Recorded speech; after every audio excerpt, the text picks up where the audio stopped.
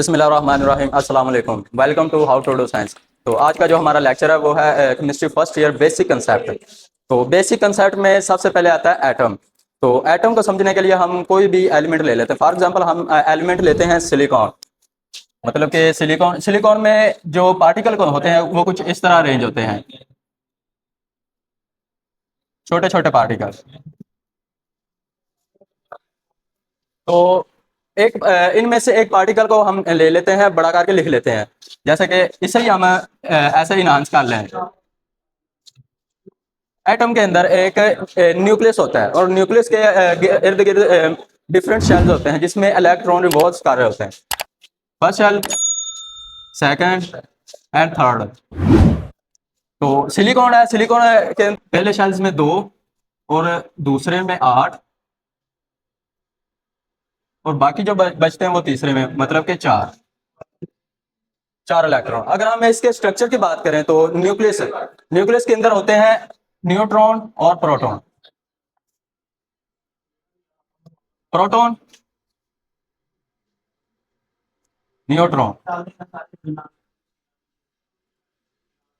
पहले बात करते हैं प्रोटॉन की। तो प्रोटॉन पे होता है पॉजिटिव चार्ज, ये पॉजिटिवली चार्जड होते हैं, पॉजिटिवली चार्जड। और जो न्यूट्रॉन होते हैं वो न्यूट्रल होते हैं, न्यूट्रल, न्यूट्रल। अब हम बात करते हैं इलेक्ट्रॉन की। इलेक्ट्रॉन जो होते हैं वो न्यूक्लियस के अंदर नहीं होते, वो डिफरेंट शेल्स में रिवॉल्व कर रहे होते हैं। ये हमारे पास इलेक्ट्रॉन।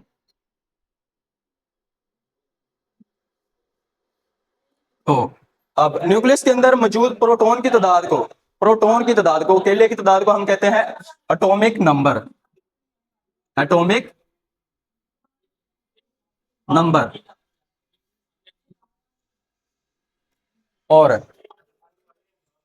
न्यूक्लियस के अंदर मौजूद प्रोटॉन और न्यूट्रॉन की टोटल तादाद को, दोनों की तादाद को मिला के हम जो फाइंड करते हैं वो होता है हमारे पास एटॉमिक मैस, एक एलिमेंट का एटॉमिक मैस। जी, न्यूक्लियस हो गया। और इसके अलावा हमें तो जो बताया जाता है वो होता है कि न्यूक्लियस के अंदर प्रोटॉन और न्यूट्रॉन होते हैं। इसके अंदर तकरीबन 100 के करीब सब एटॉमिक पार्टिकल्स होते हैं जिनमें एक न्यूट्रिनो होता है, एंटी न्यूट्रिनो, और इसके अलावा भी बहुत सारे पार्टिकल्स होते हैं। तो अब हम बात करेंगे एलिमेंट, मॉलिक्यूल और कंपाउंड की। इनमें डिफरेंस क्या है? तो सबसे पहले हम एक एग्जांपल लेते हैं, हाइड्रोजन एटम। एक हाइड्रोजन एटम मिलेगा दूसरे हाइड्रोजन एटम के साथ। तो जब ये बॉन्ड बनाएंगे तो हमारे पास H2 गैस बनेगी। तो अब H2 जो बना है इसे हम एलिमेंट भी कह सकते हैं और मॉलिक्यूल भी। एलिमेंट और मॉलिक्यूल, मॉलिक्यूल। अब हम देखते हैं कंपाउंड। कंपाउंड कैसे बनता है? कंपाउंड, कंपाउंड में हम एग्जांपल लेंगे, एक कार्बन एटम और 2 जो हमारे पास हैं वो ऑक्सीजन एटम। जब ये कंबाइन होंगे तो हमारे पास CO2 गैस बनेगी, CO2। ये जो CO2 है इसे हम एलिमेंट तो कहेंगे पर मॉलिक्यूल नहीं कहेंगे। इसे हम मॉलिक्यूल क्यों नहीं कहेंगे? क्योंकि जो मॉलिक्यूल होता है वो एक ही तरह के एटम से मिलकर बनता है। जो कंपाउंड होता है, compound different types of atom से मिलकर बनता है, तो इसे हम कंपाउंड का नाम देंगे, कंपाउंड। आगे कंपाउंड के भी 2 टाइप्स हैं, एक आयनिक कंपाउंड, आयनिक कंपाउंड, और दूसरा कोवलेंट। आयनिक कंपाउंड क्या होता है? आयनिक कंपाउंड जो आयंस की अट्रैक्शन से बनता है उसे हम आयनिक कंपाउंड कहते हैं। इसकी एग्जांपल जो है वो है NaCl। Na के ऊपर पॉजिटिव चार्ज होता है और Cl जो हमारे पास होता है उस पर नेगेटिव चार्ज होता है। तो इनकी अट्रैक्शन से जो बॉन्ड बनता है उसे हम आयनिक बॉन्ड कहते हैं। और जो कोवलेंट बॉन्ड है, कोवलेंट बॉन्ड बनता है आउटर मोस्ट शेल के जो इलेक्ट्रॉन होते हैं उनकी म्यूचुअल शेयरिंग से। म्यूचुअल शेयरिंग से जो बॉन्ड बनता है वो कोवलेंट कोवलेंट बॉन्ड होता है। तो ये तो थे बेसिक कंसेप्ट। तो अब हम आ जाते हैं एटम की डेफिनेशन पे। जैसे कि हमने उधर भी एक्सप्लेन किया कि जो एटम होता है, atom is a smallest particle of an element. जैसे हमने सिलिकॉन की एग्जांपल ली है, हमारे पास सिलिकॉन, इसमें ये जो छोटे छोटे पार्टिकल है इसे हम एटम का नाम देते हैं। तो इसकी एग्जांपल्स में आप हीलियम, नियोन, 118 हमारे पास एलिमेंट है, जो भी एग्जांपल आप दे सकते हैं दे। तो अब हम बात करेंगे अर्ली थॉट्स की। अर्ली थॉट्स में सबसे पहले ग्रीक फिलोसफर्स, उनका क्या मानना था कि all the matter composed of smallest particle, smallest particle. उसके बाद स्मॉलेस्ट पार्टिकल को डेमोक्रेटिक्स ने नाम दिया था एटम। तो एटम के मीन की बात करें तो एटम है हमारे पास ग्रीक लैंग्वेज का एक वर्ड है, एटमोस से निकला है, जिसका मीन है कि इनडिविजिबल।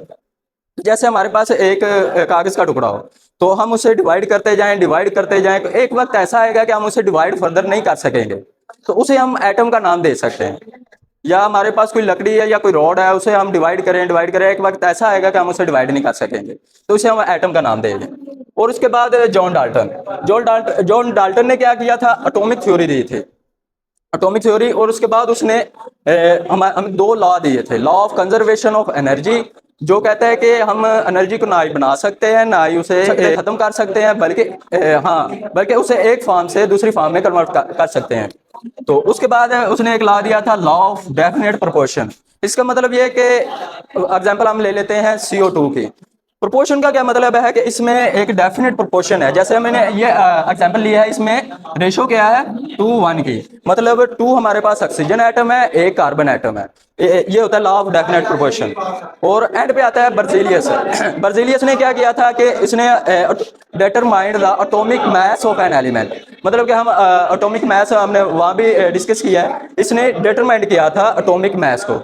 और उसके बाद गिव सिंबल टू एलिमेंट, जैसे कि हर एलिमेंट का एक सिंबल है।